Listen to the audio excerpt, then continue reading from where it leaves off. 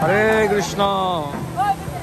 আজকে মহাবারণী স্নান বাঁশখালী সমুদ্র সৈকতে। হরে কৃষ্ণ। আমরা বড়দার পণ্ডিত ধাম থেকে কিছু সংখ্যক ভক্ত এখানে স্নানের জন্য এসেছি।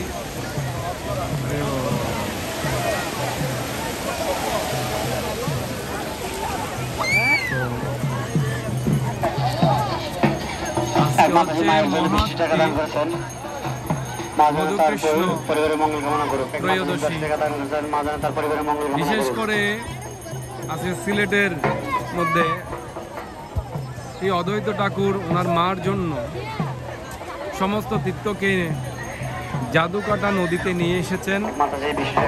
তাকে বলা হয় পণ তীর্থ।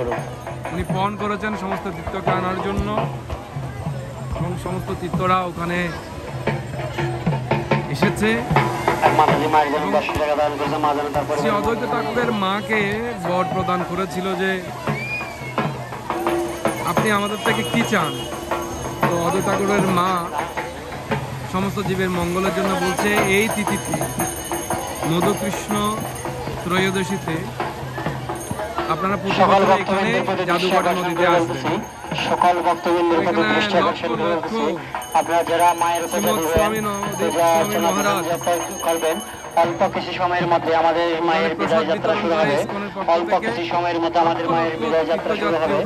আপনারা যেদিকে অনেক জায়গায় আমাদের মায়ের বিদায় যাত্রা শুরু হবে। বাঁশখালীতেও বারণী স্থান আমরা গদাধর পণ্ডিত ধাম থেকে এসলাম। এখানেও লক্ষ লক্ষ ভক্ত সমাগম হয়েছে। সেই সকাল ভোর থেকে স্নান শুরু হয়েছে, এখন 12টা 12:30 পর্যন্ত পুণ্যার্থীরা আসছেন এবং এসে তাদের অনেকে তর্পণ ক্রিয়া দিয়েও করছেন। ভক্তি সহকারে স্নান করে মা গঙ্গার উদ্দেশ্যে প্রণতি নিবেদন করছেন।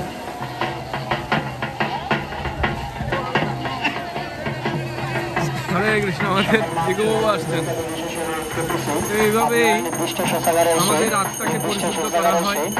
তবে কেউ স্থান থেকে গিয়ে যেন পাপ কর্ম না করে, কারণ আজকে থেকে তিনি পবিত্র হয়েছেন।